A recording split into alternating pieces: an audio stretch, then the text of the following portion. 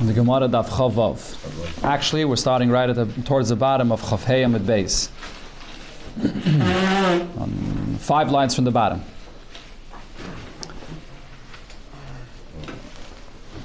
Four lines from the bottom. Hahi avranke. There was an avranke. What's an avranke? So there are 2 pshatim in Rashi. We'll start first with 1 pshat. So Rashi says an avranke is a tree that has a lot of shade, that people sit under there, and it's planted specifically for the shade, and you put benches under it, and people sit there outside to relax.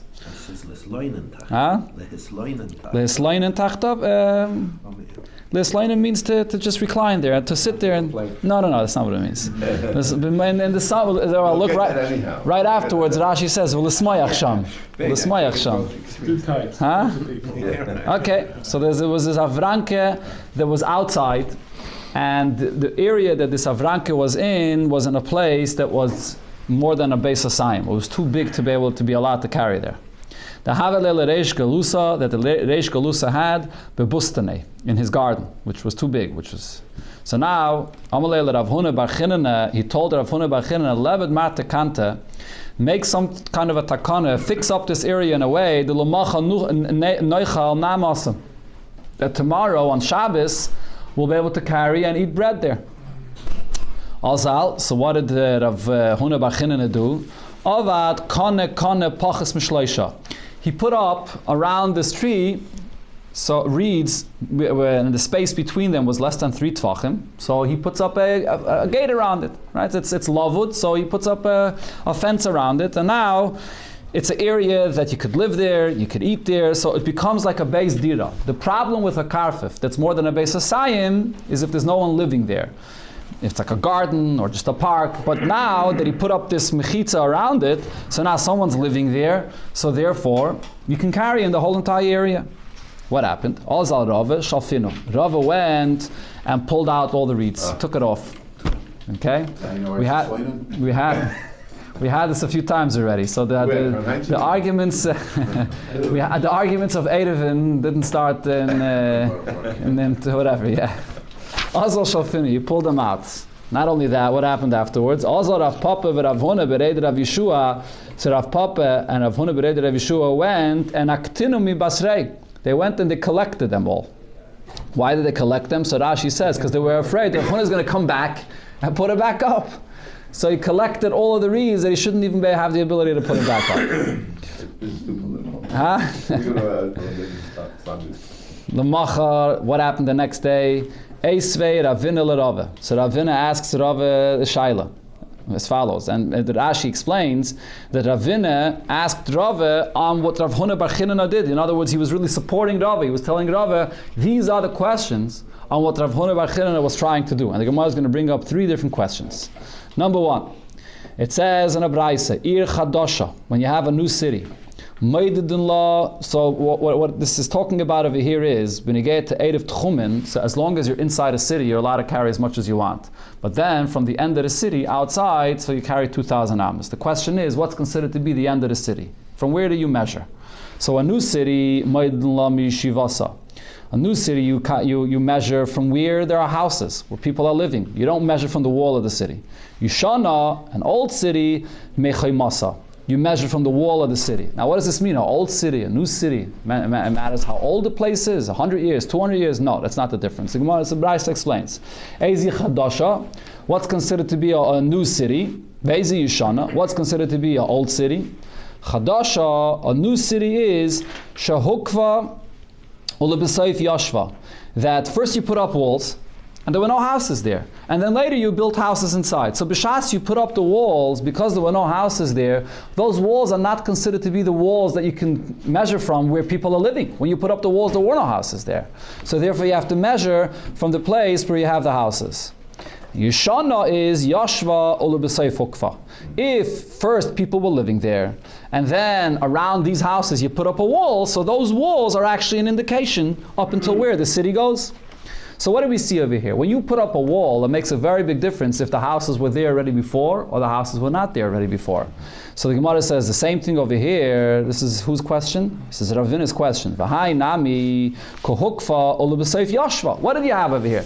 The Reish Galusa had this big garden with a wall around it. When the wall was put up, there was no dwelling inside. There was just this nice tree that people would sit under at benches over there, but it's not considered to be a dwelling. Now, Rav Huna bar Chinana came after the fact, after the wall was put up and put up these reeds around it to turn it into a dwelling. You can't turn it into a dwelling after the wall was put up already. We had this in the Gemara before. If you want to change the status of the place, you have to make a breach in the wall that's more than 10 amas wide, so you took off the wall, and now you make a dwelling inside, and then you could put back up the wall. But that's not what Rav Huna bar Chinana did. So therefore, it wasn't a good idea. Weiter the Gemara says, Omalei Rav Papa l'Rav. Rav Papa says to Rav, I have another question on what he did. V'ha'omar Rav Asi said, mechitzes adarkelim, the mechitzes of builders. Lo yishma mechitza. It's not considered to be a mechitza. Why not? So these builders, they're out and exposed to the sun all day. So they make these mechitzas just for shade. So they shouldn't get the heat of the sun. So we see that a mechitza that's made just for the purpose of shade of the sun is not a mechitza. Alma kivin de litzniusa avide law. Since it's a mechitza that's made for tznius, just to block the sun, lo have a mechitza. It's not considered a mechitza. So the same thing over here. This mechitza, hachanami, kivin l'tzinyusa avida le'av mechitza. What was this mechitza made for over here? They didn't really make this area, they didn't make it as a real dwelling that they want to dwell over there.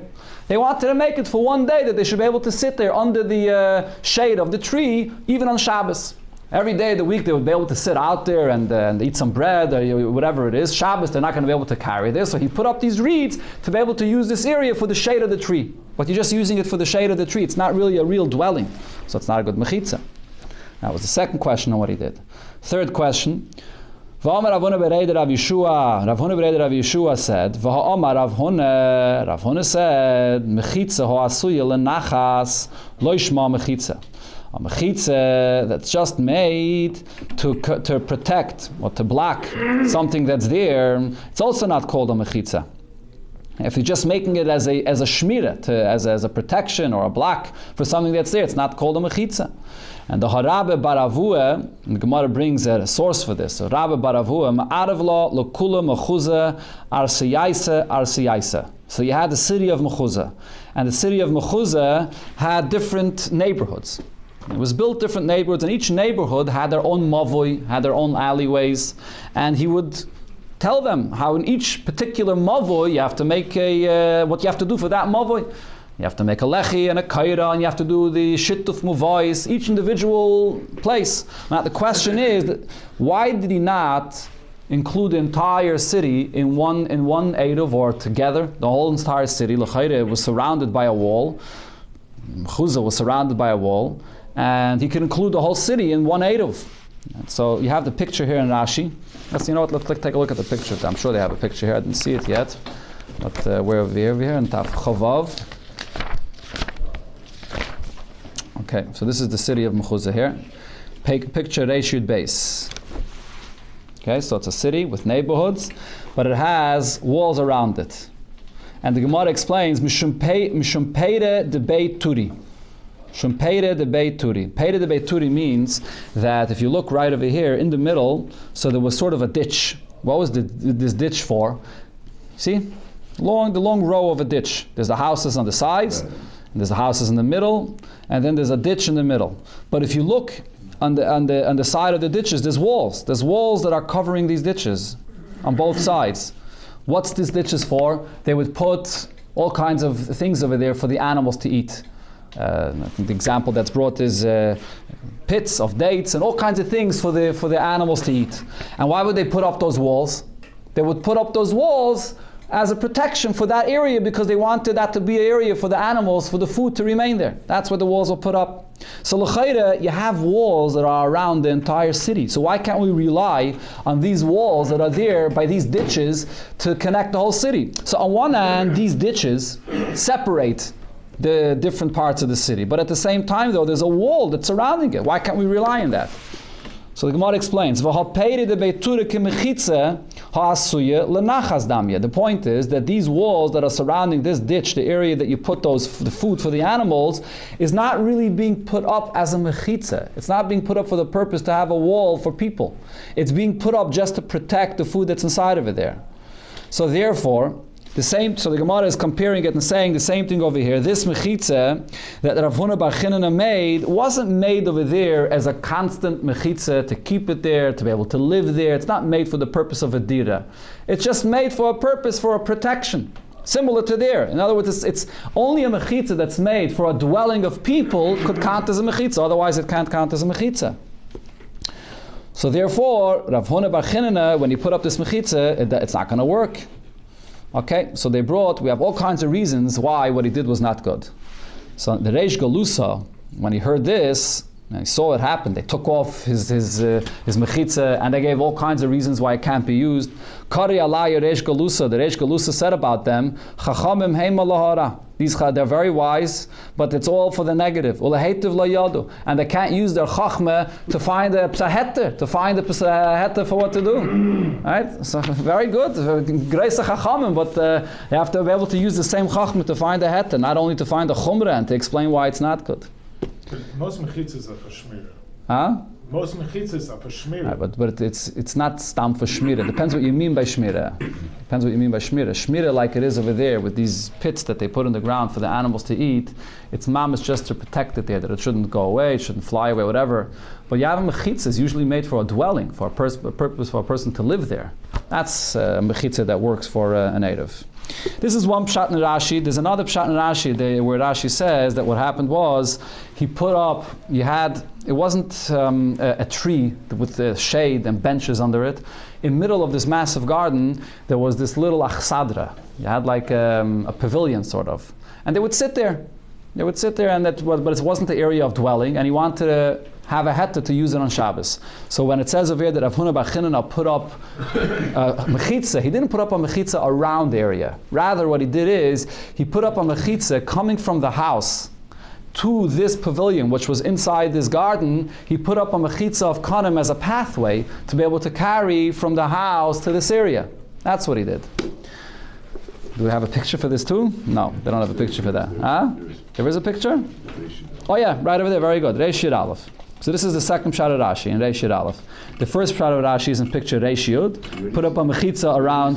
Where do you see the kanim in Reish Yud? What? Where do you see the kanim in Reish Yud? Well, it's not so visible. It's not so visible, but it's there. It's not such a good picture, but it's there. So in Reish Yud Aleph, you see where the kanim, the mechitza is not put up around the area. The kanim is put up from the house to this achsadra that you should be able to carry. In other words, Rav Huna bar Chinana was not trying to change the status of this entire karfif. No, he's not changing the status, but he's making a pathway which has kanim around it to be able to carry from the house to this achsadra. That's what he did. No, it still wasn't considered good. Wait. So what happened? According to this second shot of Rashi, when Rava pulled it out, Rava wasn't pulling it out because he was trying to be machmer. On the contrary, Rava was pulling it out because he was saying, you don't need this. He was trying to be mekel. He was saying, you don't need this. What Rava was saying is, look, you have this achsadra, and people are there all the time living in the achsadra or spending time with achsadra. That's good enough to be considered to be a dwelling that the whole karf, if you're allowed to carry in it, you could rely on this achsadra itself. You don't need this pathway. What are you making this pathway for? So Adarabba, Rava was trying to be mekel. Then, according to this pshat of Rashi, came all these Amirayim and asked on Rava, and they told Rava, no, you're making a mistake. You can't rely on this achsadra. This achsadra is, first of all, it was built there after the walls were put up. So b'shas the walls were put up, there was no dwelling there. Second of all, this achsadra is not a real dwelling. People just go there for tzniusa, for the shade of from the sun. People go there because they put things there to protect it. Rashi says they would use this achsadra also when they were working out in the field. They had a garden over there, whatever it is. They would put their clothing there. They would put their kalim there. It's not really a place that's made for dwelling. So Rav Huna bar Chinana was right. You do need this pathway in order to be able to carry. So then the Reish Galusa, when he complained in the end of the story, His problem was he was sort of stuck. Yesterday, Rav Huna Bar Chinana was masaking the place, and Rava pulled it off. And all these Amiroim didn't speak up yesterday. Yesterday he didn't explain. Not tomorrow, after already my mechitza is gone, now you remind yourself and you explain that you really need it. But now it's gone. Chachamim heim lahara. Why didn't you speak up yesterday when I had those mechitzas there to be able to carry there? That's Rashi's second shot. Rashi brings in the name of Tshuvas Hagainim. Okay. Let's go right in the Gemara. Omer Rabbi Eloi Shamaiti mir Rabbi Eliezer Afila Beis Kor. Rabbi Eliezer's shitta is that this big area of a karfif that you're not allowed to carry in is not like the size of the Mishkan, but it could even be as large as a base kor, which is 30 saw, much bigger. That's the amount that you're allowed to carry. Masnisin de Loike Chananya. Our Mishnah does not follow the opinion of Chananya. The Tanya, Chananya Omer, Chananya says in the Braisa, and some Rishonim say Chananya said this in the name of Rabbi Eliezer. So in our Mishnah we had Rabbi Eloi speaking in the name of Rabbi Eliezer. Here we have Chananya. Afili Arboim saw that the size, the maximum size that a Rishus HaYachid could be to be allowed to carry there is 40 saw. Keastratya Shomelech, as large as the yard of a palace of a king. So the Mishnah said a base kor, which is 30 saw, and he says more. He says even 40 saw. Amar Rabbi Yochanan, so what's the source of this? Where do you see this Indian? Amar Rabbi Yochanan, Shneim Mikra Echad Darshu. They both learned it out from one pasuk. Shneimar, Vayihi Shayo Lo Yotza Chatzar Hatichayna. Yeshayahu did not go out to the Chatzar Hatichayna. Chatzar Hatichayna means the inner yard, the inner courtyard. The Chatzar HaChitzayna is a front yard, and the Chatzar HaTichayna is the backyard. So we're talking about over here, Yeshayahu coming to Chizkiah Melech. So he didn't go out to the inner yard, to the backyard. So now Rashi, the Gemara says, Ksiv, so in this pasuk, there's a Ksiv and there's a Kri. There's the way the word is written, and there's the way you read the word. Ksiv Ha'ir. It's written, Yeshayahu lo yatsa ha'ir. He didn't go out to the city. But the karinan chatzar. The way you read it is chatzar. So what does this mean? Mikan le'estratya shel melech, the yard of a king, shahaya ka'yaris benenis. They were as large as a average city. That's how large the backyard of a king was. Now this yard of a king, which is as large as a city, the kri, the way we read the word is chatzar. We call it a chatzar. So what's a chatzar? A chatzar is an area that you're allowed to carry in on Shabbos. Chatzar is a Rishus HaYachid you can carry in on Shabbos. So it's from this pasuk that we have a source that a massive yard of a king, as big as an average city, is still treated as a chatzar that you're allowed to carry in on Shabbos. Now the question is, how large is this place? So what's the machlekes? So here's the source of the machlekes. What are they arguing about? Mar Savar Ayaris Beinin is Havyam Beis Kor. Rabbi Eloi's opinion is that the average city is 30 saw. So therefore it's this pasuk that we have a source that a place that's a base core is still considered to be like a chatzah that you can carry in. Omar Savar, and Rab Chananya holds Mem Savian. The average city is 40 saw. So here's the source where we see this machlekes of how large of an area is still considered to be like a chatzah that you can carry in. Now the Gemara asks, Yeshayahu, my boy Hassam, what was Yeshayahu doing there? We brought up this pasuk, so the Gemara explains, what was Yeshayahu doing there by the backyard of Chizkiah Melech? This teaches us what happened is as follows. Chizkiah got sick before he was going to pass away. V'halach Yeshayahu, and Yeshayahu went for Hoishiv Yeshiva al Pischai, and he established a yeshiva by the opening of his house, in the backyard of his house. Mekan, from here we learn out, Talmid Chacham shechala shemishivin yeshiva al Pischai. A Talmid Chacham that gets sick and you want to bring him a refuah, so you place a yeshiva on his Pesach in order to stop the Satan from entering into his house. Which is, okay, an outside yeshiva, okay? So the connection that there's different pshatim in the Mefarshim, why dafke to be Moshe yeshiva al Kivrei. So one of the pshatim that the al Pischai, one of the pshatim that the Mefarshim say is because it says regarding Torah, divrei Torah kailton. Just like you have an ir miklat that saves your life, when you learn Torah, it also saves your life. You enter into a yeshiva, so therefore the Yetzer Hara can't get in. And this is actually connected to Chodesh Elul. One of the Rashi Tevis in the Elul is Ino liyadai v'samti lach, that I make you a place, the month of Elul, to learn Torah, to protect yourself of the Yetzer Hara. So that's what he was doing over here, to create a protection for the Yetzer Hara not to enter. But the Gemara says, V'lav milsihi. This is not something that is going to work. Why not? The Satan is going to come and then get antagonized by them, and the Satan is going to come and enter into this place. So there's a few pshatim, but Rashi says the pshat is that the Satan is going to come and he's going to see the yeshiva bachrim learning there, and the yeshiva bachrim are arguing with each other, they're fighting with each other, and that itself will be an opening for the Yetzer Hara to come in. So therefore this is not going to work. Migri behu, or that's one pshat, or other pshatim, others say that if you change the girsa and Rashi, that the pshat is that if you have a yeshiva over there, so the yeshiva bachrim, or the people that are learning Torah, are going to be antagonizing the Yetzer Hara, so that's going to instigate him even more. Either they're going to be fighting with each other, and that will bring the Yetzer Hara in, or they're going to antagonize the Yetzer Hara, that will bring him in even more. Okay. Going back to what we learned in our Mishnah, this is a completely different halacha. So this halacha is related to Eiruvin Chatzeris. So the concept of Eruv Chatzeris is you have the chutzah that belongs to many people, then you have the houses. Each house belongs to one individual. So Chachamim made a gzeira, you can't carry from a house to a chutzah unless all the people of the houses are mishtatif in an Eruv Chatzeris, and now everybody lives in one house, so therefore the Chatzeris and the Batim all belong to one area. It all belongs to one house. So what happens if you have one person that didn't make an Eruv Chatzeris? He wasn't part. He wasn't part of it. So you still have one person that has a separate dwelling. So he's mevatel the whole Eruv Chatzeris. So what do you do now? So, yeah, so this is the Mishnah. So the Mishnah said there's something else that could be done even on Shabbos itself. If this person announces that he relinquishes his control of his house, I give it up, I give away my place to everybody else. Actually, what the Mishnah was talking about is, what this person says is, I relinquish my rights to the chutzah, to the usage of the chutzah. The chutzah is not mine. The chutzah belongs to everybody else. I don't have any rights to this chutzah. I could be here as a guest. I'll be here as a guest in the chutzah, but I'm mevatel my reshus in the chutzah. That's what the Mishnah was speaking about. Why does he choose not to? What if he's out He of didn't, town? he forgot, whatever, yeah. What if he's in Florida? So then he can't do that. So he can't be mevatel his chutzah. Well, if he's completely out of town, maybe he doesn't even have to bechlal be part of the Eruv Chatzeris. He's not present bechlal. His house is closed up. Could be. Okay, we'll see when we learn more the halachas of Eruv Chatzeris. But here we're talking about someone that's here.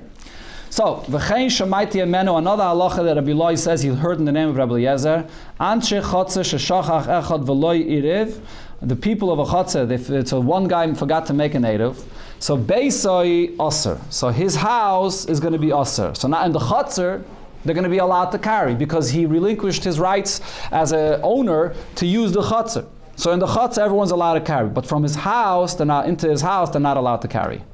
So, fragt the Gemara, Why the chutzah can you carry if you didn't make a that guy? Because he's mevatel. He's mevatel his shaychus, his ownership in the chutzah. If I have no owner, if I'm just here as a guest, he says, I'm going to be here as a guest of everybody else. I'm mevatel my rights in the chutzah. Fragt the Gemara, but what Tanan, we learned in another Mishnah, Beisoi Aser lahoitzi ulahachnis loy vilahen. His house, it will be aser both for him to carry from his house to the chutzner, and all the people of the chutzner will also not be allowed to carry from his house into the chutzner. What it said in our Mishnah was beisoy aser, his house, it's going to be aser for him to carry from his house to the chutzner. Everybody else, though, could carry from his house to the chutzner. But in this Mishnah, that it says later on in the Masechta, it says that from his house loy vilahen, it's aser for everybody. So the Gemara says, you're right, it's taka machloikis. Omer Avuna bereded Rav Yeshua, Omer Rav Sheishes. Loi kasher, this is not a question. Ha, Rabbi Eliezer. Our Mishnah is following Rabbi Eliezer. Rabbi Eloi is repeating something that he heard from Rabbi Eliezer. V'ha, Rabbanon. And that Mishnah, from later in the Masechta, goes according to the Rabbanon. And Rav Sheishes explains what this machloikis is based on. Keshetimtzi loimar. If you think deeper into this machlokes, you'll see that the machlokes is as follows. L'divrei Rabbi Eliezer's opinion is hamavatl reshus chatzeiroi, when this person removes his rights to use the chotzer, and he's only there in the chotzer as a guest, reshus beisai bittel. He's mevatl his rights to his house as well. He's really basically saying, I don't have any more rights in this. I'm not an owner anymore in this chotzer. I'm not an owner anymore in my house. I'm just going to be here as a guest. We're going to allow him to stay in his house. He'll be there as a guest though. So even though this person, he only explicitly said that I'm taking away my ownership, my rights as an owner of the chotzer. But once he says that, what do we say? That it's as if he gave up his rights to the house as well, even though he didn't say it clearly. So therefore, He's not an owner here, b'chlal, not in his house and not in the chutzner. So anybody could carry in the chutzner, anybody could carry from his house into the chutzner as well, because this house is not anymore a private house. He himself, however, he himself is not allowed to carry from his house into the chutzner, because if he carries from the house into the chutzner, so then the whole thing that he did, that he relinquished his rights to the house, he's sort of doing something to go against that. He's using from the house to the chutzner, so he's sort of demonstrating that he still is an owner here. So he himself is not allowed to carry from the house to the chutzner, but everybody else is. This is Rabbi Eliezer's opinion. The Rabbanan, however, according to the Rabbanan, this person that says that I have no rights anymore on the chotzer, I'm mevatel my reshus in the chotzer, reshus beisay lebittel. He never was mevatel his rights of his house. He's saying to the chotzer I have no shaykhis. So I'm not stopping the eruv that took place in the chotzer. But as far as my house is concerned, I'm still the owner of my house. So therefore, no one's allowed to carry. No one, not only him, no one's allowed to carry from his house to the chotzer, because his chotzer is still privately owned. His house, that is. His house is privately owned.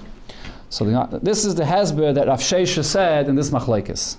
So the Gemara says pshita. This is obvious that this is the explanation of the machlekes.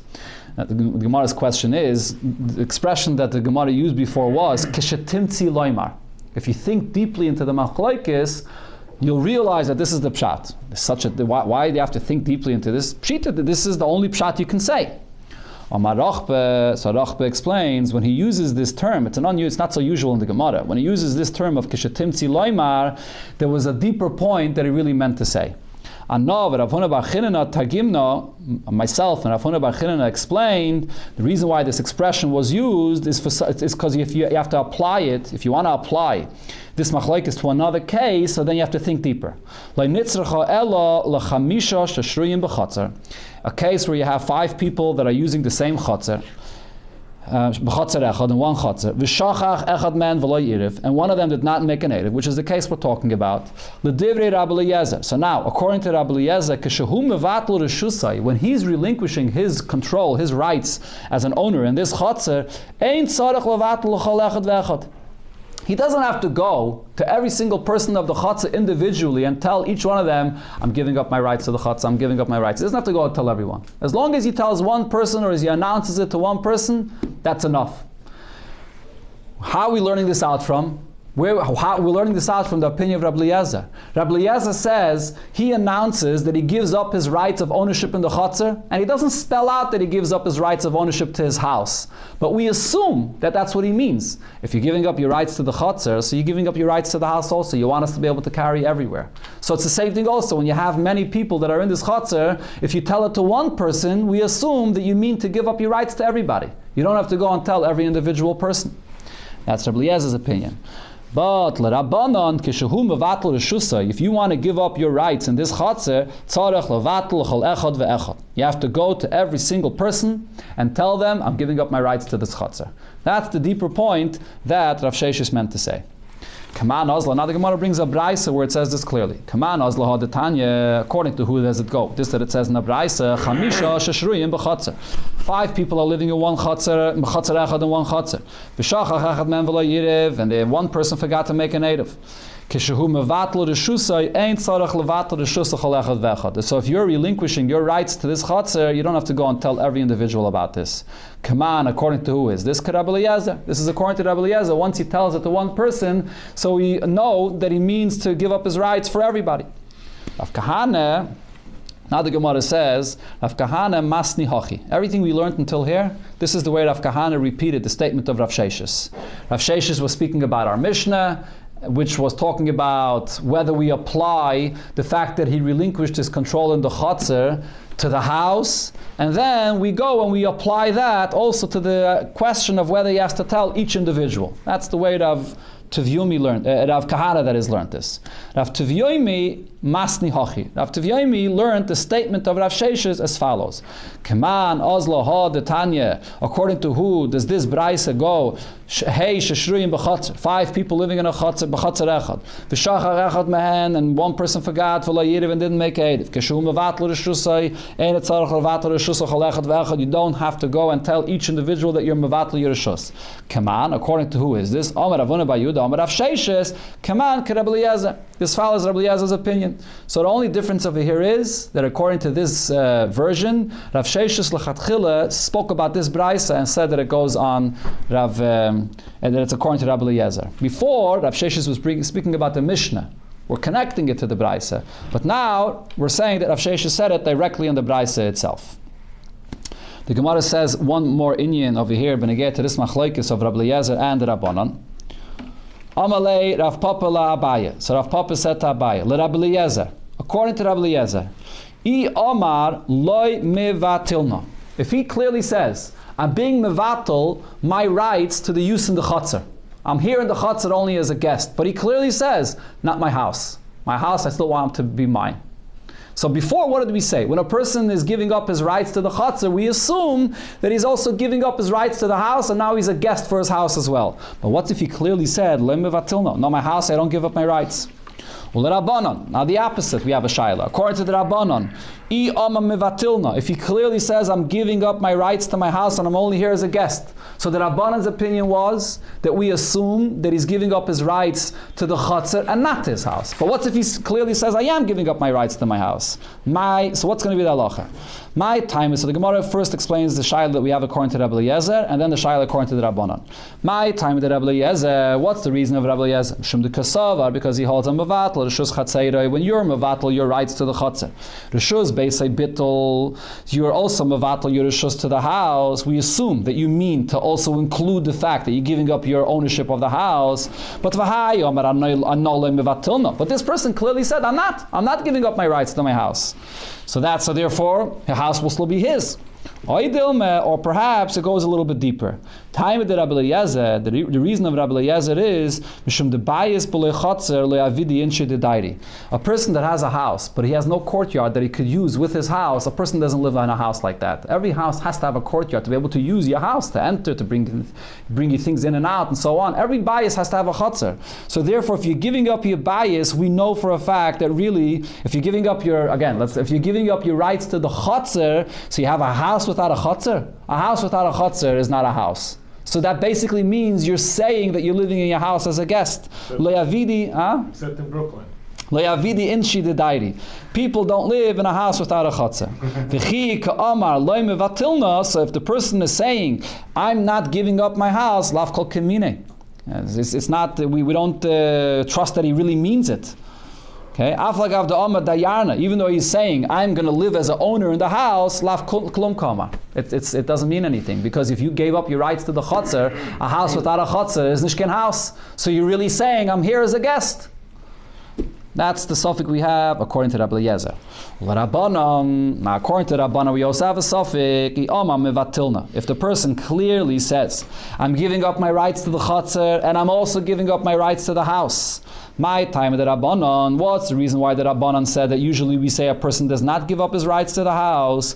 Mishum de Kesavri, Rabbanon hold, hamavatl reshus chatzeiroi, reshus beisali bittul. When he's mevatl his rights as an owner in the chotzer, his rights in the house he never gave up. But v'hayam mevatilna. But if he did clearly say, I am giving up the rights to my house, so he's giving up the rights to his house. He said so clearly.